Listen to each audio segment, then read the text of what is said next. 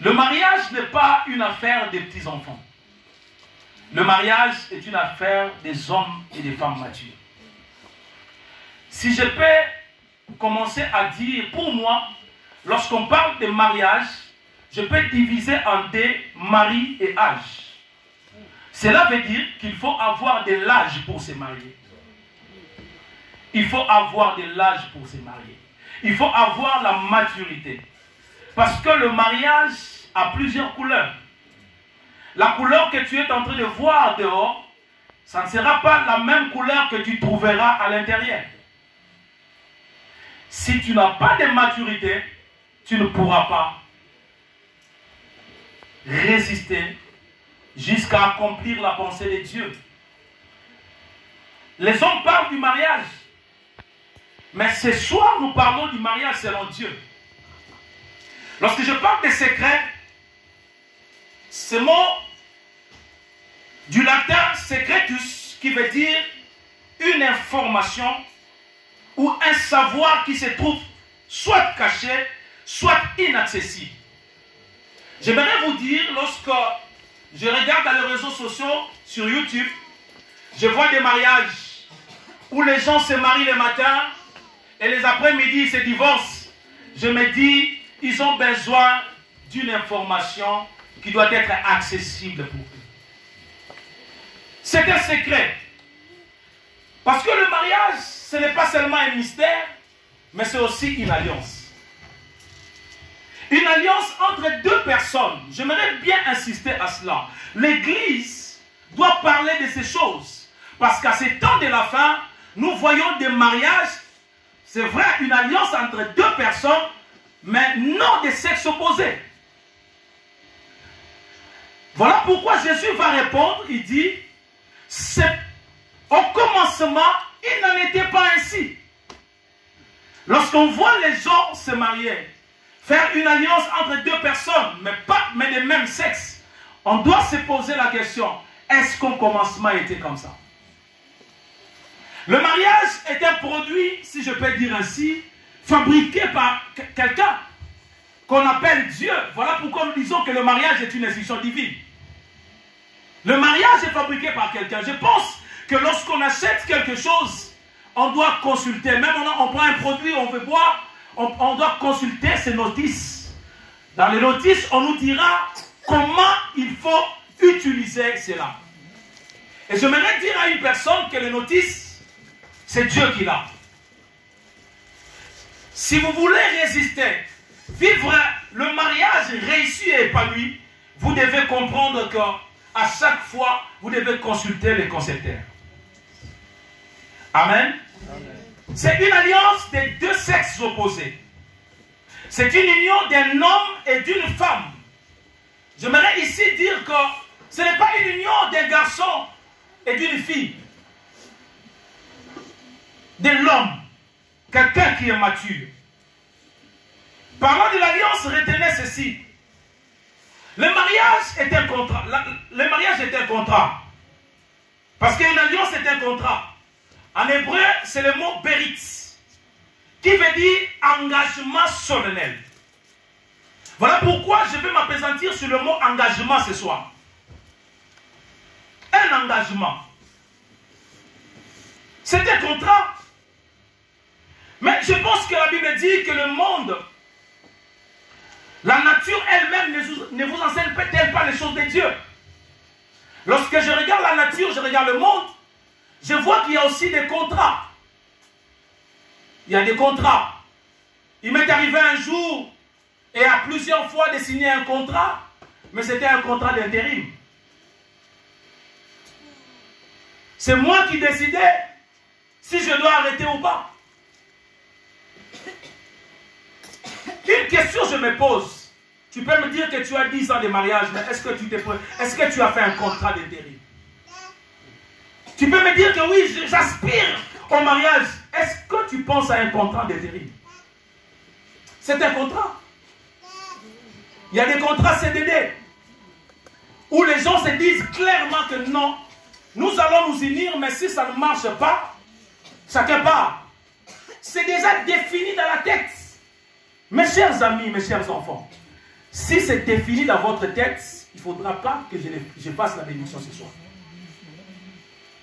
Parce qu'on ne se marie pas parce qu'on veut se marier. On ne se marie pas selon les plans des hommes. Mais lorsqu'on se marie, c'est selon les plans de Dieu. Et pour Dieu, on est marié, on est unis jusqu'à l'enlèvement. Je dirais même jusqu'à la mort. Mais j'aimerais parler de l'enlèvement parce que c'est pour bientôt. Alléluia. Amen. C'est un contrat à durée indéterminée. Est-ce que Guylain peut regarder encore Mireille pour une deuxième fois? Je l'ai vu regarder. Est-ce que Mireille, tu peux regarder encore Mayela? Alléluia. Cela veut dire lorsque vous regardez, comprenez que vous prenez une décision aujourd'hui de continuer jusqu'à la fin de votre vie. J'aimerais ici souligner que l'Église ne marie pas, l'Église bénit. Amen. Écoutez bien aimé. Si je peux parler de quelques secrets, je vais prendre le premier secret.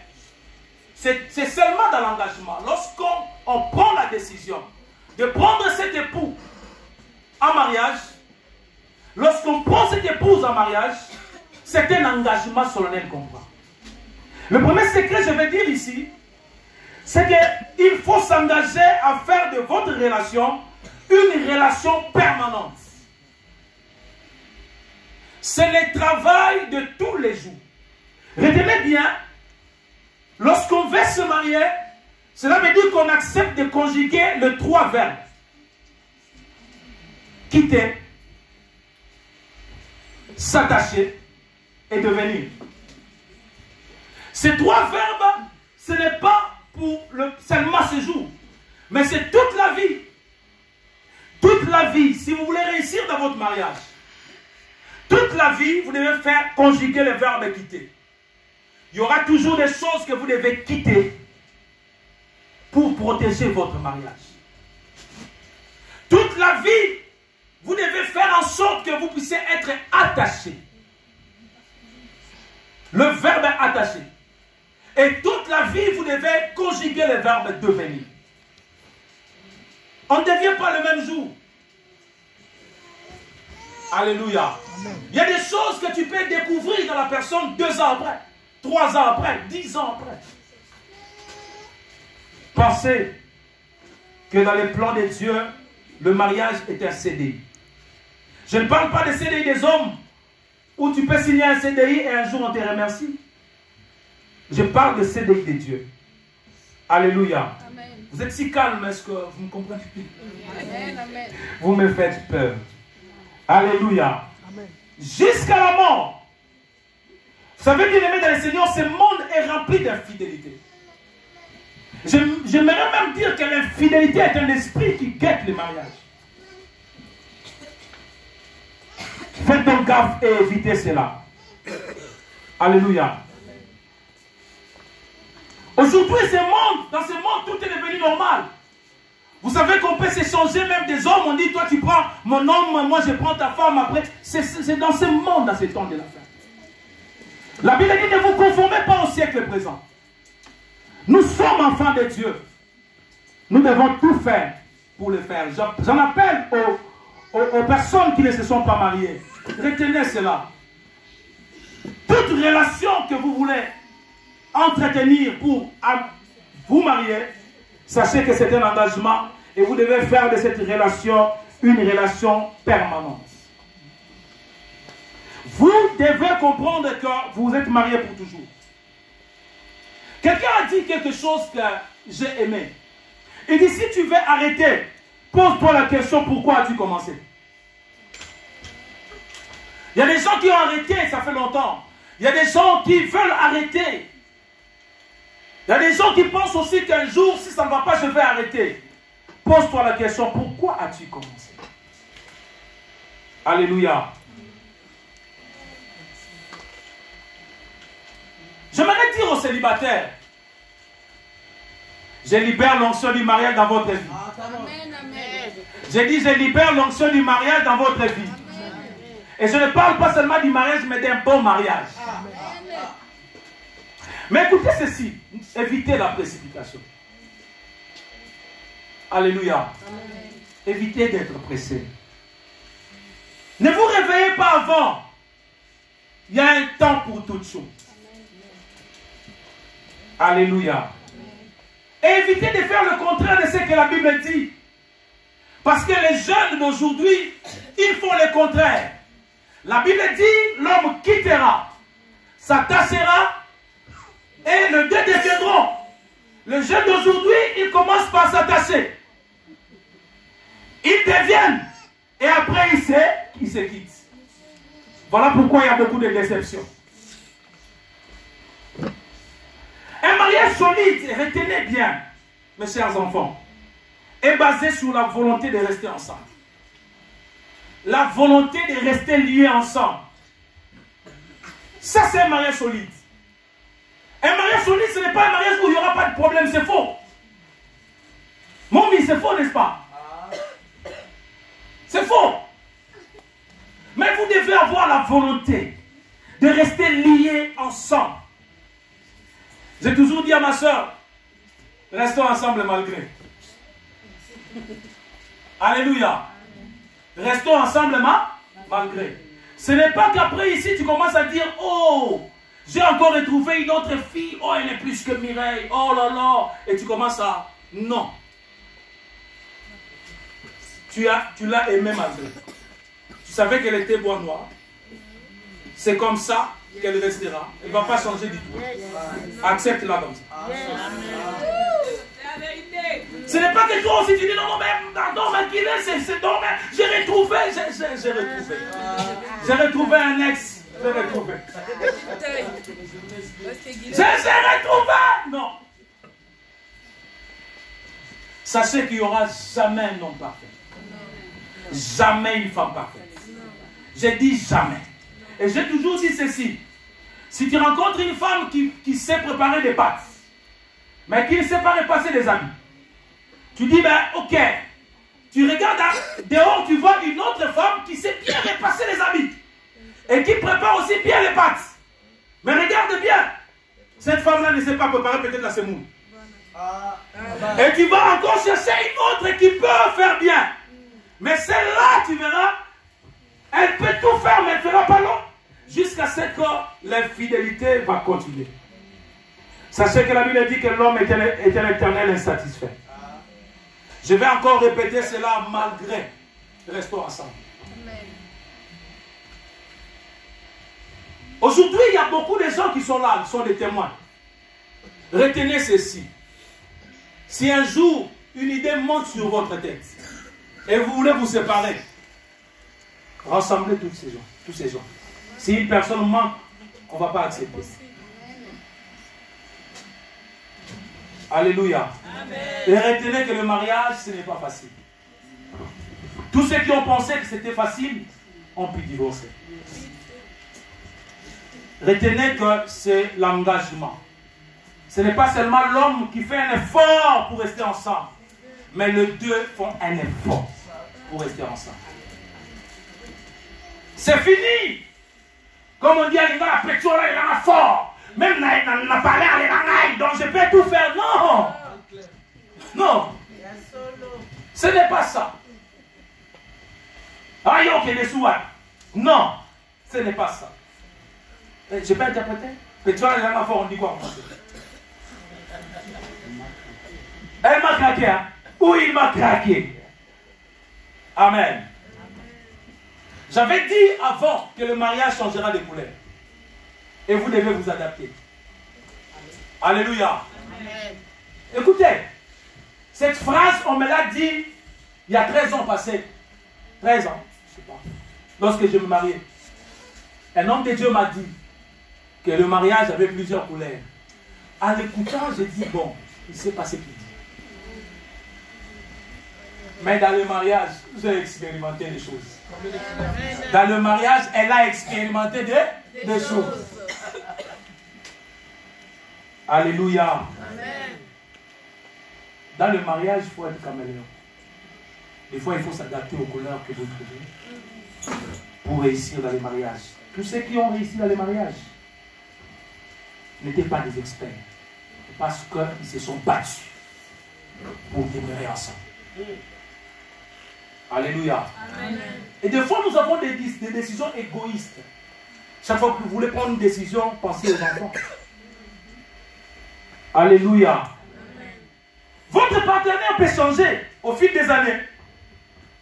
Le changement peut être physique, psychologique, mental. Il y a des choses qui peuvent arriver, la maladie, les conflits, ça peut arriver. Crise financière, de problèmes de rébellion des enfants. Vous savez, nous les hommes, des fois, quand c'est l'enfant, toi c'est maman, c'est ta faute. Oh là. J'en ai fait de plusieurs fois, après je me dis, mais Seigneur, pourquoi seulement nous accusons les femmes? Le mariage, vous devez vous partager des tâches. Que chacun, je vais le dire ici, prenne sa responsabilité. Le seul moyen pour vaincre dans votre mariage, c'est la fermeté de promesses à Dieu et à votre conjoint. Tout ce que vous allez faire ici, la décision, des promesses que vous avez faites à Dieu et que vous avez fait l'un et l'autre, vous devez avoir la fermeté à cela. Alléluia. J'ai réfléchi ce matin en sortant que le symbole que j'ai ici pour de l'alliance avec mon épouse a la forme circulaire. Et le Seigneur est en train de me parler que paraît-il le périph' aussi est circulaire.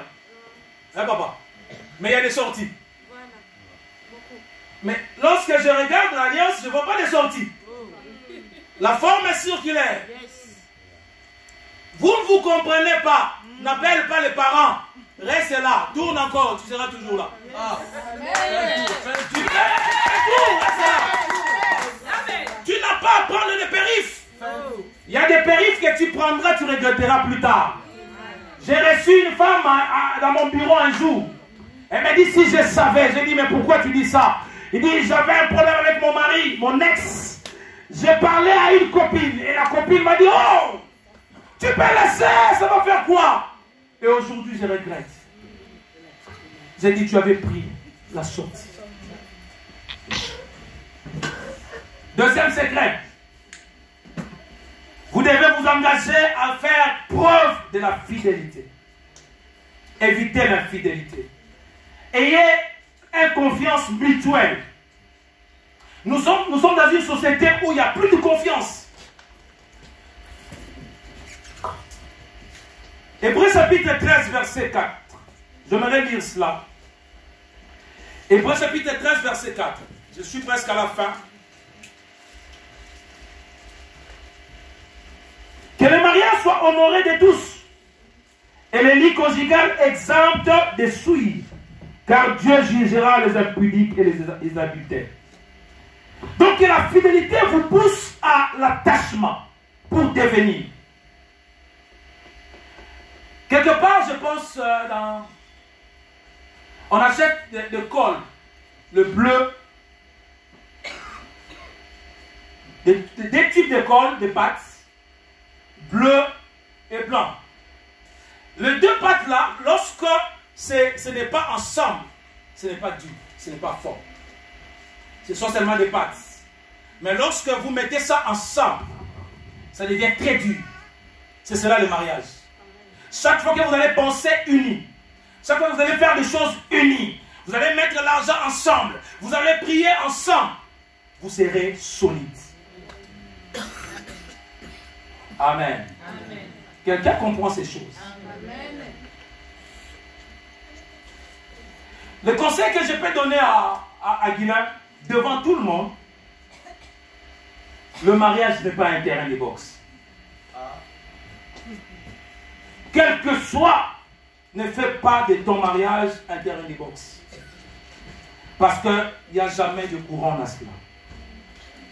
Mireille, le numéro 17 là, nous autres, nous avons appris ça ici. Nous autres là, nous avons appris ça ici. Mais j'ai remarqué que la majorité de ceux qui appellent là, ce sont seulement des gens qui ont appris comme moi, ici. Quelqu'un a compris? Je pense qu'ils ont mal compris les choses. Moi, nous avons mal compris les choses. Et lorsque tu appelles 17, qu'est-ce qu'eux font? Ils viennent vous aider. Vous séparez bien. Alléluia. Mais il y a un numéro de téléphone que je peux te donner. Jérémie 33, 3. Vous savez, nous sommes dans un pays où la loi européenne classe les choses le contraire de ce que Dieu classe.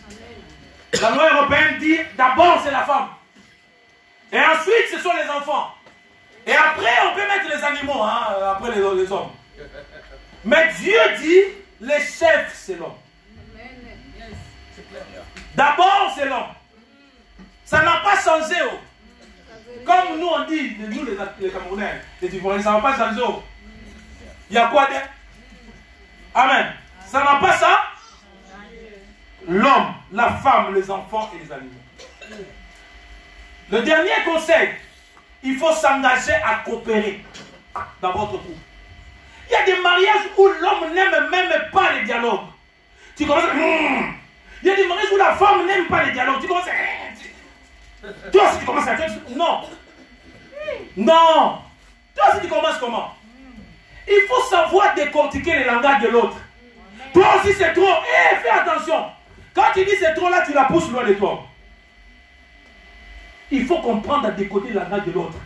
Ce que toi tu négliges, peut-être pour la personne là c'est important. Apprenez à coopérer. Le mariage est un jeu de football comme une. C'est comme si nous sommes des joueurs d'équipe. Alléluia. La Bible, les deux deviendront. Le deux, ce n'est pas une seule personne. Coopérer signifie que chacun doit faire sa part. Alléluia. Aujourd'hui, les mariages, c'est plus normal. On ne comprend plus rien. Qui est l'homme, qui est la femme? On ne comprend plus rien. Que chacun doit faire sa part. Chacun doit être prêt à assumer son rôle et les responsabilités que Dieu lui a données. Il y a des mariages où la faute c'est l'autre. La faute c'est l'autre. Même s'il y a un petit souci, c'est toi, c'est toi. Retenez ceci. Partagez les fautes à deux. Vous allez aller loin. Un jour j'ai posé la question à un couple qui avait fait 50 ans de mariage. Et ces couples m'ont dit ceci. On a tout fait pour partager des fautes ensemble. Parce que l'ennemi peut rentrer. J'ai toujours dit à mes enfants, il y a un couple qui, un jour, ils se sont séparés. Pourquoi? Parce qu'il y a une souris qui est passée. La souris est passée, la femme dit, tu as bien vu, oui, j'ai vu, il est parti comme ça. L'homme dit, non, je l'ai vu comme ça. Non, c'est comme ça. Ah non, mais toi, tu es bête, toi. Ayez des discernements et la sagesse. Partagez le don en deux. Et chacun fait. Chacun doit faire ce qu'il peut faire. Retenez ceci. Si je traite ma femme comme la reine qu'elle est, elle me traitera comme le roi que je suis. Est-ce que le roi m'a entendu? Est-ce que le roi m'a entendu? La reine m'a entendu?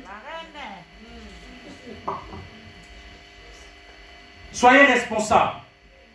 L'homme a la responsabilité de protéger, d'aimer. Et j'ai toujours dit, l'exercice, ce qui est plus difficile à l'homme, c'est d'aimer. Voilà pourquoi la Bible nous demande, l'homme aime sa femme. Parce que c'est difficile pour l'homme. L'homme doit tout faire chaque jour d'apprendre à aimer. Et pour la femme, on n'a pas parlé de l'amour. Parce que la femme naît avec l'amour. Les femmes naissent avec l'amour. Mais la femme, ce qui est plus difficile, c'est de se soumettre. Voilà pourquoi la Bible dit, femme, soumettez-vous. Soyez soumises. Alléluia. La soumission, c'est se mettre sur la mission de l'homme. Voilà pourquoi l'homme apprend aussi à bien conduire ta mission. Être soumis veut dire laisser le mari prendre le rôle du conducteur dans votre relation sans résister. Il n'y a pas deux capitaines dans l'équipe. Le dernier conseil, je dis, je vais parler aux mariés. Mettez Christ au centre de votre couple. Battez-vous pour prier ensemble. J'ai dit battez-vous.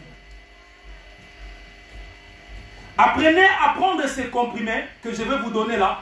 Parce que vous n'allez pas trouver ça dans les pharmacies. Ces comprimés qu'on appelle Diapapa.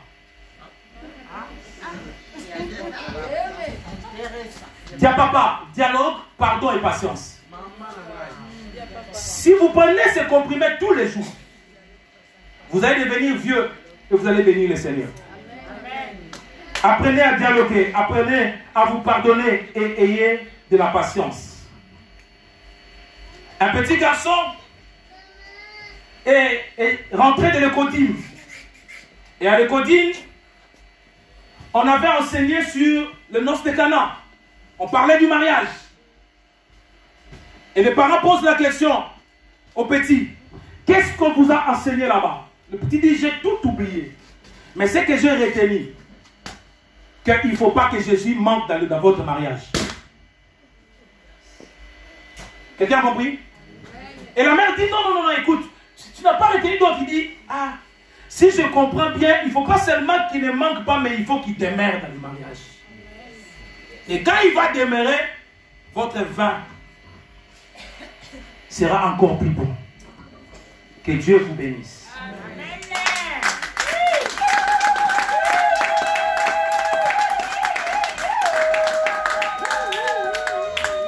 Amen. Amen. Nous allons prier. Père, au nom de Jésus, nous bénissons ton nom pour ce temps que nous avons pris pour parler de ta part. Seigneur, laisse que cette deuxième partie nous soit vraiment une bénédiction. Accompagne-nous au nom de Jésus. Amen. Voilà, on acclame Jésus. Non, on va pas chanter. Je vais inviter rapidement la sœur Sandrine, la merveilleuse Sandrine, pour les annonces. Mon mi va te préparer pour la lecture de l'institution du mariage. Et la merveilleuse Giscard également, si vous pouvez le faire rapidement. Et nous allons faire la cérémonie pendant quelques minutes et nous allons clôturer. On acclame le Seigneur pour la merveilleuse. Amen. Bonsoir. Église Cité des Merveilles.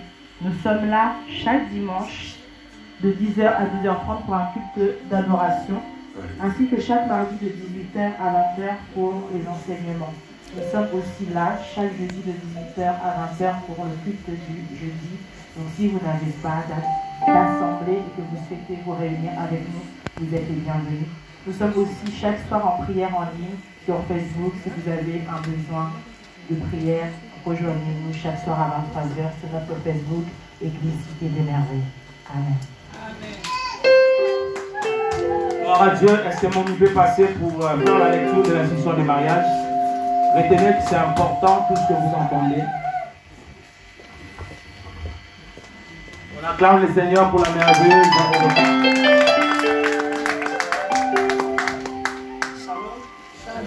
Institution des mariages.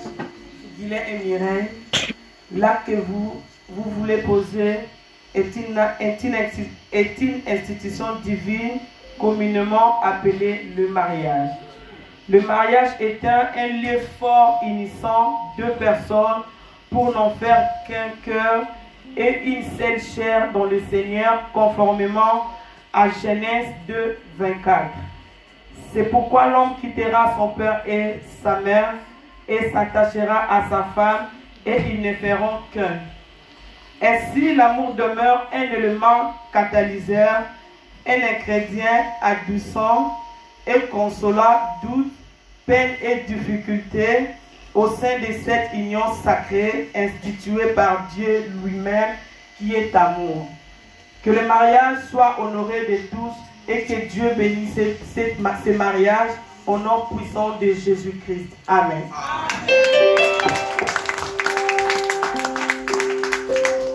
À présent, nous invitons la merveilleuse Giscard, si elle peut rapidement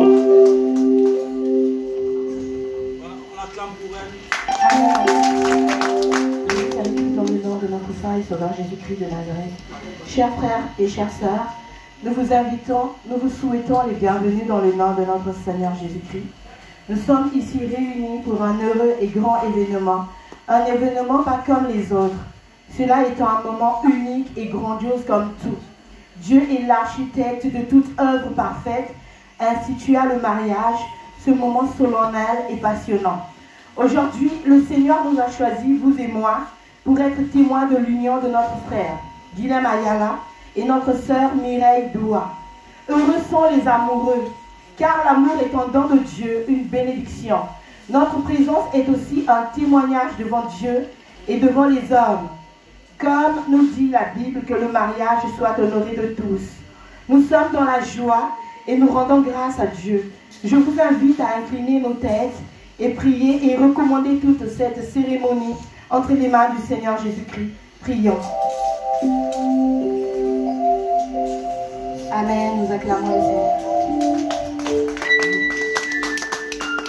Gloire à Dieu, nous vous invitons le pasteur Freddy pour prier avant que nous puissions procéder à la bénédiction. Nous allons prier. J'invite l'assistance à vous lever s'il vous plaît. S'il vous plaît, que l'assistance se lève. Nous voulons prier. S'il vous plaît. Le marié, vous pouvez rester, il n'y a pas de souci, c'est votre jour. Nous allons prier. Seigneur, merci pour le privilège que tu nous donnes de te servir. Merci pour cette cérémonie où tes enfants vont s'unir par le lien du mariage. Nous recommandons ces moments et je prie que le ciel s'ouvre et que cette union soit bénie et que cette union soit gardée. La Bible dit, le fil à 3 cordes ne se rompt pas facilement. Jésus qui a été prêché ce soir, la mariée ainsi que le marié, quand ils vont s'unir, que ce soit pour toute la vie.